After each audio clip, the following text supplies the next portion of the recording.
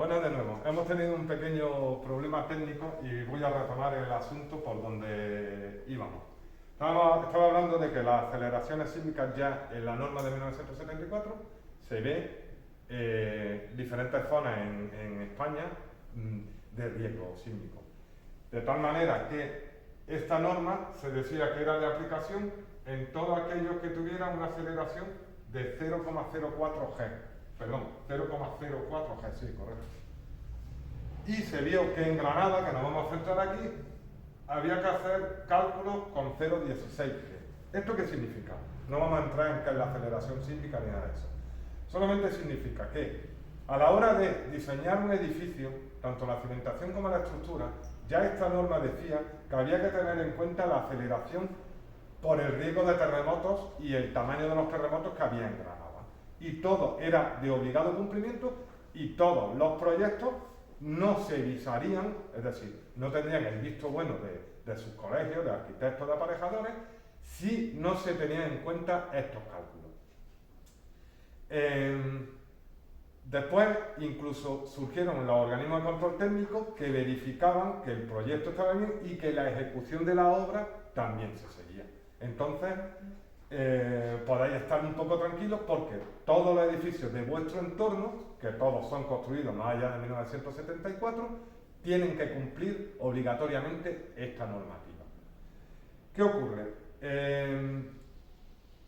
Con esta normativa, que luego se ha ido mejorando hasta la última del año 2009, hay un factor importante en esta normativa, que también considera, se me olvidaba, el tema del tipo de terreno donde está construido el edificio. No es lo mismo una roca muy fuerte que una roca más débil o suelo, como es los suelos, me refiero a material como tierra, arena y demás, que no tiene cohesión y que es la que nos encontramos aquí en la depresión de Granada. Ese factor también se tiene en cuenta en esta norma de 1974 y entonces todos los cálculos lo consideran también.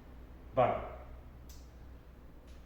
¿Cuál era el problema de esta, entre comillas, de esta normativa que después, ya digo, se ha ido mejorando hasta la última del 2009?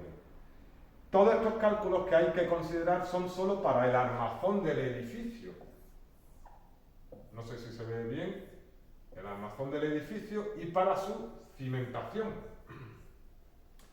Pero no consideraba aspectos ornamentales y aspectos de balcones, ventanas, etcétera, etcétera. Lo cual implicaba un riesgo que luego se ha intentado corregir, pero que lo tienen aún muchos de los edificios que nos rodean. Ahora después iremos a eso, porque lo que vamos a ver es qué hacer en caso de un terremoto. En el caso de un terremoto, previamente, lo primero, se pueden hacer pocas cosas porque dan cuando dan y no puedes eso controlarlo, pero sí hay algunas cuestiones. En primer lugar, tienes que tener muy claro en tu casa, vosotros o vuestros padres, dónde se corta el gas, si tenéis gas natural, la luz y el agua, donde están las llaves de paso, sobre todo la del gas, porque son de las cosas que más se pueden ver afectadas y se te produce un escape de gas y es un peligro mayor que el propio terremoto. Hay un terremoto muy famoso que las películas lo han recogido mucho, el de 1908 en San Francisco. Este terremoto causó 900 muertos, pero es que 750 fue en incendio.